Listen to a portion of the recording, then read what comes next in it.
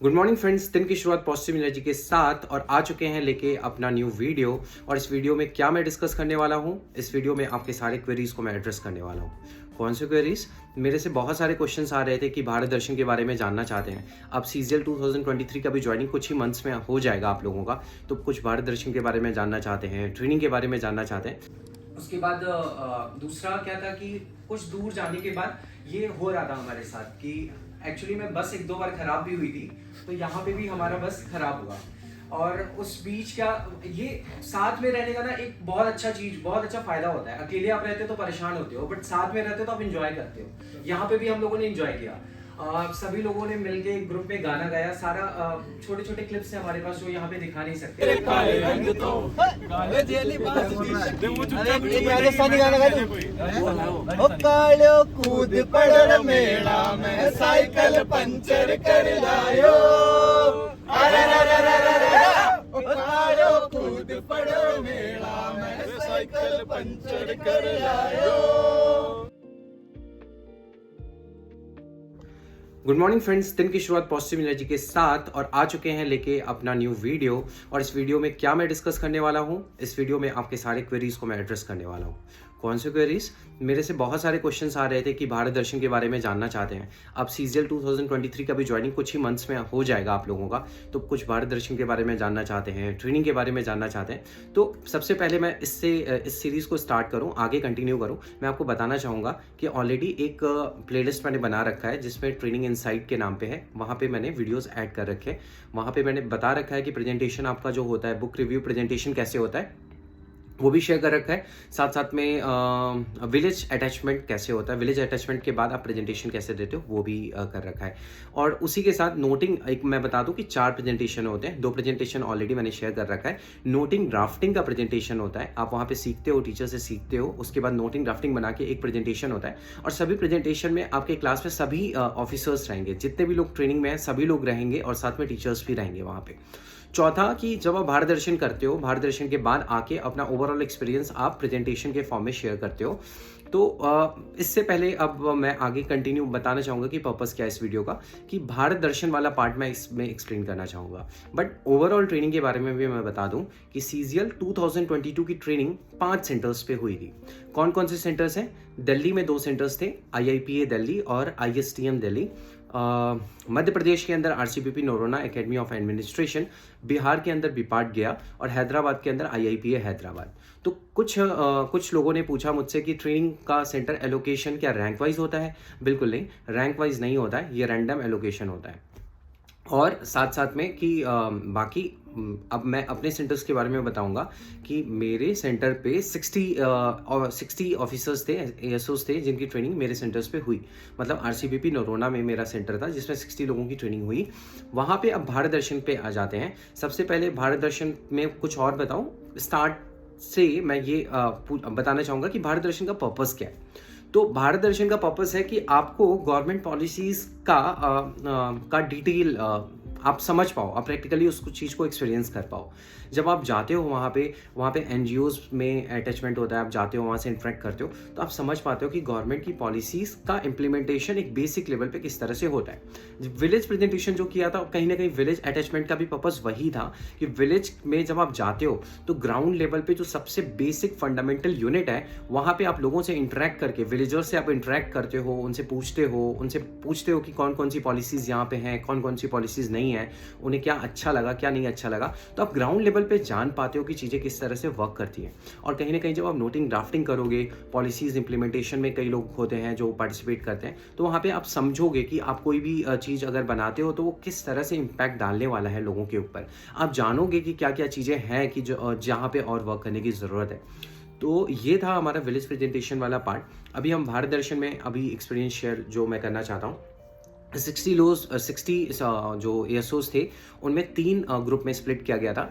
एक ग्रुप जो गया था वो कर्नाटका गया था, दूसरा ग्रुप जो गया था केरला गया था, तीसरा ग्रुप जो गया था वो नागपुर, महाराष्ट्र और पेंच और पतालोक, ये इन जगहों पे गए थे ये लोग। तो उसके बाद भारत दर्शन में सबसे पहले 5 डेज़ का मैं बताऊं, उसके डिटेल को अगर बताऊं तो भारत दर्शन 5 डेज़ का होता है। और उसमें जो आपका जो भी कॉस्टिंग होती है, फॉर एग्जांपल आप ट्रैवलिंग करते हो, आप फ्लाइट से जाते हो और आने जाने का, एकोमोडेशन का, वहाँ पे खाने का, ये सब कुछ गवर्नमेंट बियर करती है, आपको इसका कुछ नहीं पे करना होता है। और वहाँ से आप एक्सपीरियंस जो भी करते हो उसके बाद आपका प्रेजेंटेशन आप देते हो यहाँ पे, और प्रेजेंटेशन में आप उस एक्सपीरियंस को शेयर करते हो कि आपने वहाँ से सीखा क्या। और ओवरऑल ट्रेनिंग के बारे में, इसके अलावा ट्रेनिंग के बारे में मैं थोड़ा सा बताऊँ कि 4 प्रेजेंटेशन मैंने ऑलरेडी बता दिया।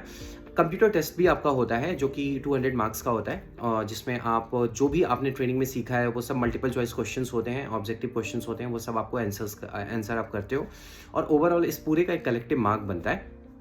अब कई लोगों का ये भी पूछना होगा कि इस मार्क्स का होता क्या है, तो इस मार्क्स का यूज़ होता है प्रमोशन में।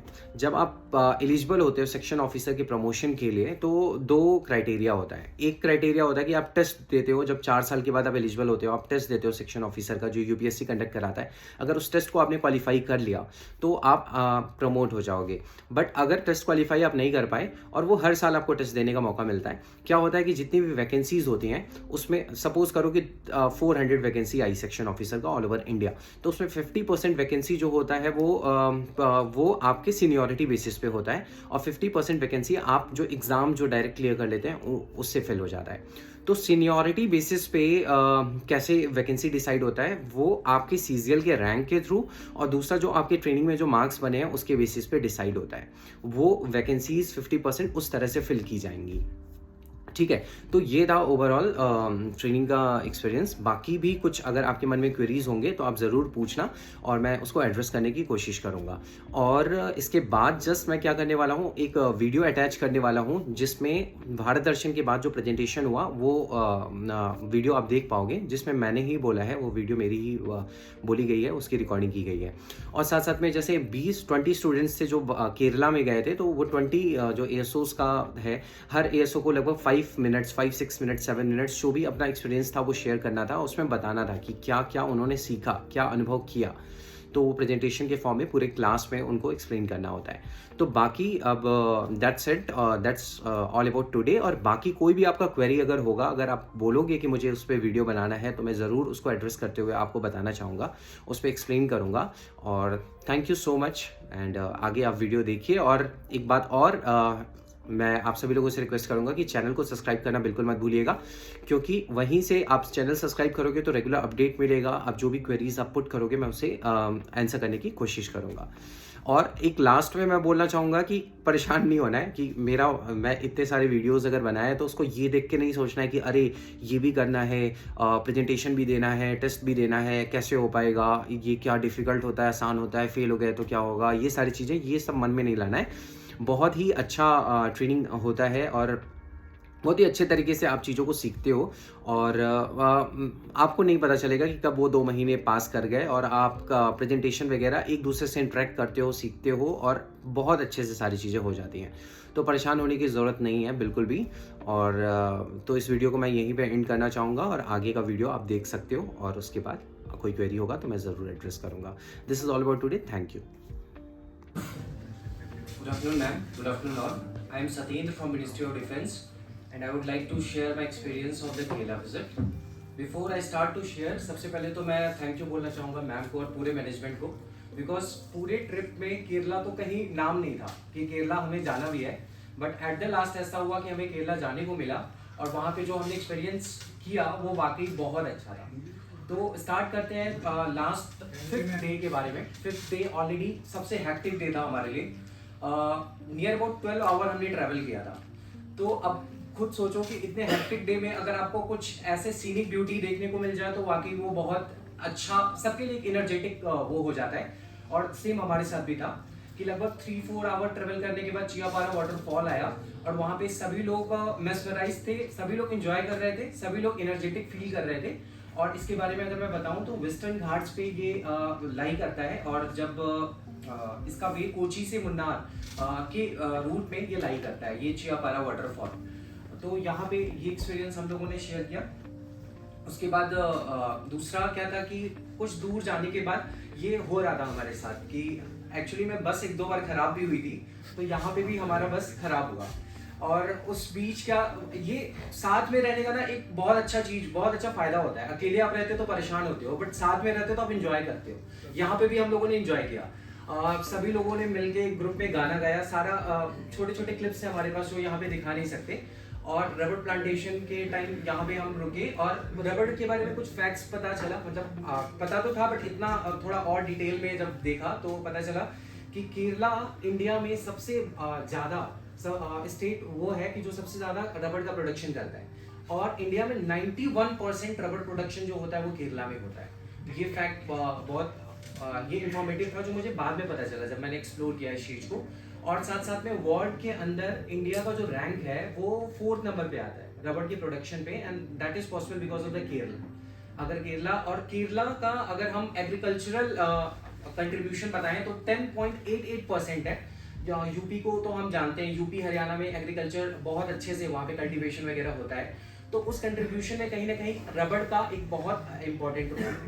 तो यहाँ पे अगर आगे मैं दिखाऊं, जस्ट ये मैंने पिक भी लिया था यहाँ पे। और फिर मेरा क्या है कि मैं एक्सपर्ट ओपिनियन लेता रहता हूँ, तो राजेश से मैंने बोला कि अब एक्सपर्ट ओपिनियन शेयर करिए कि ये रबड़ प्लांटेशन एक्चुअली में होता कैसे, यहाँ पे क्यों पॉलीथीन लगाया गया है, यहाँ पे आप देख सकते हो कब क्यों लगाया गया है।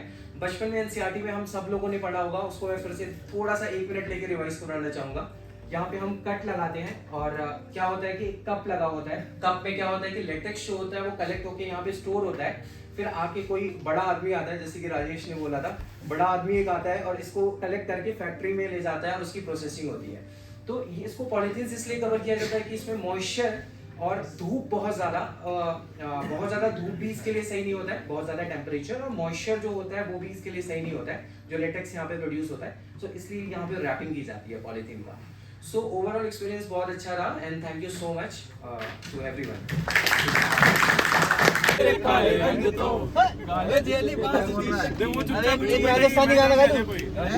ओ कालो कूद पड़ मेला में साइकिल पंचर कर लायो, अरे रे रे रे रे रे, ओ कालो कूद पड़ मेला में साइकिल पंचर कर लायो।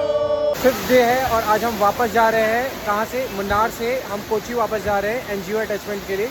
बीच में एक वाटरफॉल पड़ा तो सभी लोग रुक के, जितने भी फ्रेंड्स हैं सभी लोग यहाँ पे एक बहुत सुंदर दृश्य का वो ले रहे हैं, व्यू ले रहे हैं। एक्सपर्ट ओपिनियन देने के लिए आप कभी भी हिमाद्री भाई से ले सकते हो एक्सपर्ट ओपिनियन। अभी एक्सपर्ट ओपिनियन में कुछ कहना चाहोगे कि थक चुके हो आप भी? हाँ, एक्सपर्ट ओपिनियन कुछ देना चाहोगे कि थक चुके हो आप? नहीं अच्छा है, इस वाटरफॉल में नहाने को मिलता और अच्छा होता। बिल्कुल बिल्कुल। So nice. प्रवीण भाई, Hey guys, how are you? How Look are at you this feeling? waterfall. Such a surreal view. Yes, अब देख सकते हो सभी जितने भी ऑफिसर्स है स्टे करके एंजॉय करते हुए व्यू को। Look at the forest. How dense it is. या ये फॉरेस्ट आप देखो कितना डेंस फॉरेस्ट है।